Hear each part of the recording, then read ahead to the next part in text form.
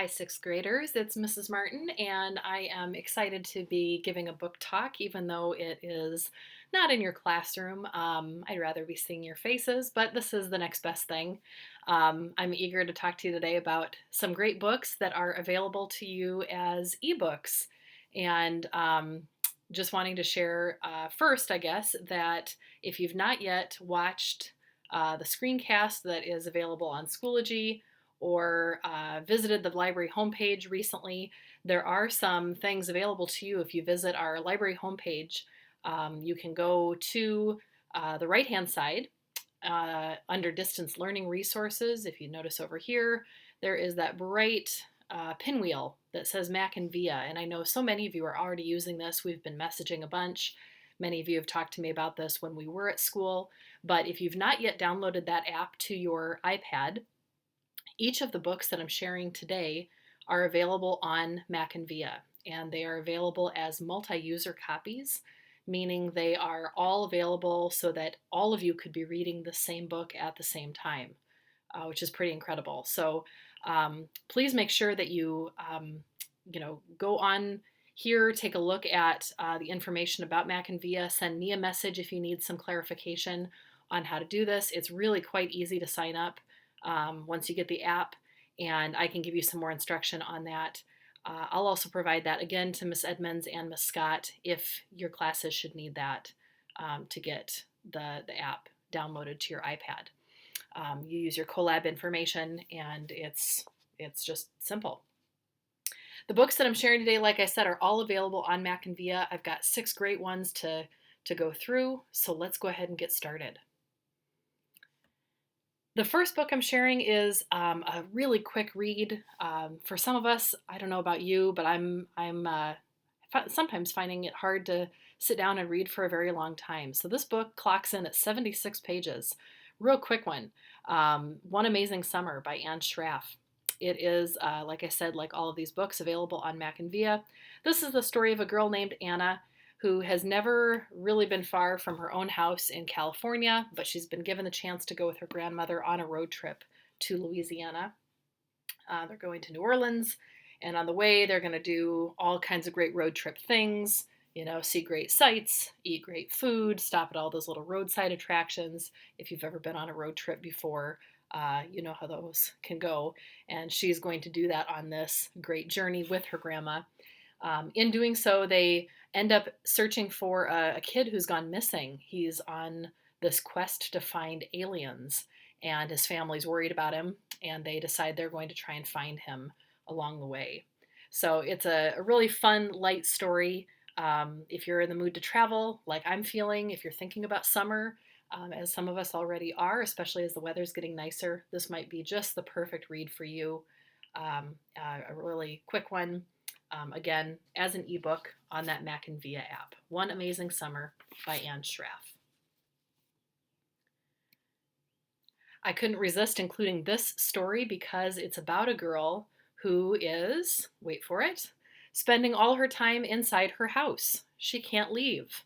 For her, it's not a pandemic or a coronavirus, it's just her.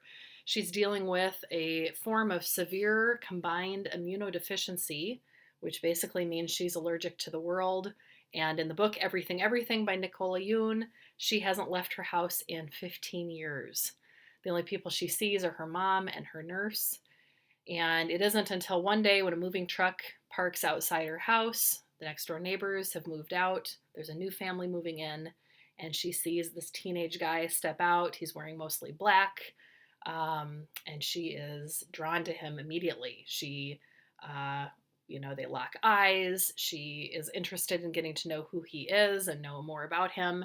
And when she does end up meeting him, she finds out his name is Ali. They have a conversation, and her whole world begins to open up.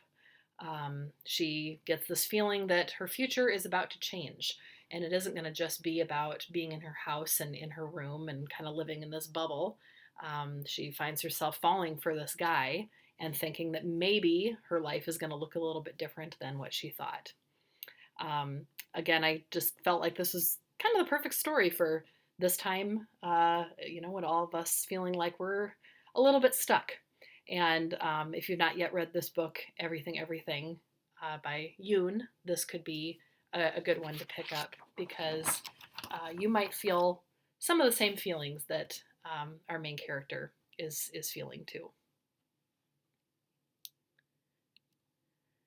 A couple of sports stories coming up here next. Game Changer by Tommy Greenwald is the story of a young man. He's in 8th grade, but he's doing a training camp for high school. So it's taking place in the summer, getting ready for that football season in the fall.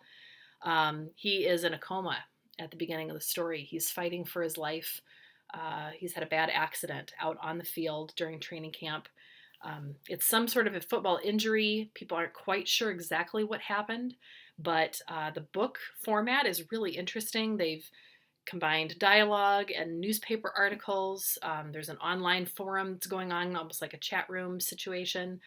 You get to actually find out what Teddy's thinking, even in the midst of this coma. And it's all those texts and different formats combined to tell this story of what exactly led to him ending up in this coma. What happened to this injury that got him there? Is it the accident that some are saying it is? Was there something more sinister going on? Did somebody try to hurt Teddy on purpose? Was this intentional? And people have all different theories about that. And you do find out what actually happened on the field that day. Some people know the truth, and you discover that in this story. The book is Game Changer by Greenwald. Of course, some good football action, but really a mystery almost unraveling as you piece different people's stories together. This one you can tell from the cover, kind of a lighthearted, fun soccer story. Rich Wallace has written Game Face Between the Sticks. This one puts our main character in the situation of he's been playing soccer on the team. He's not been the goalie before, but he has now been placed in that position. He's been called on to switch that position and play as the goalie for the remainder of the season because the goalie has been injured. Griffin's not particularly excited about that. He likes where he's been playing. I don't remember where that is on the team, but he did not want to be the goalie, and yet he's been called up to do it. And like many of us, sometimes you just need that goal, to be placed somewhere, right? You need someone to say, we need you to step up. And all of a sudden you realize you do have the skills to do it, and you might actually enjoy it. There's a lot of details in this book about playing soccer at various positions, how to get along with teammates, being a good sport. Some of the team members get along with each other, others do not. So there's a lot of that feel. If you've ever been part of a sports team, you're going to relate to Griffin and his situation here. Some humor too, certainly, because Griffin does not want to be the goalie, especially at first. Game Face Between the Sticks by Wallace. A Good Kind of Trouble by Lisa Moore Ramey, I think is how you pronounce that last name. This story, anyone who has read this one has just loved it. And I've read just the first couple chapters of this, and I can't wait to finish. So I hope that you're going to enjoy this one too. This is about Shayla, who's 12 and is not the kind of girl who wants to get herself in trouble. She's the very compliant, obedient kid. She wants to follow the rules. She wants to do the right thing, both at home and at school. She's not the one to stand up and make a fuss. In junior high, though, now that she's moved into 7th grade, it's almost like the rules have changed. Her sister Hannah is involved in Black Lives Matter. Shay doesn't think that's for her. She respects that her sister's a part of it. Proud of her, in fact, too, but she doesn't think that's really her thing. However, after she experiences a protest that's a really powerful experience, Shay decides maybe there are some rules that are worth breaking. She starts wearing an armband to school in support of the Black Lives movement, and soon everybody is taking sides. Shay finds herself scared to do the wrong thing, but also scared to do the right thing. What does it mean to stand up for what you believe in and feel scared to do that, but know that it's scarier still not to? How do you make that decision? What do you do when you know the right thing to do, or you know what you believe, and how do you stand up for that even when you recognize it could get you into trouble. Good Kind of Trouble, perfect title for this book, and you're going to love this character. Check that one out.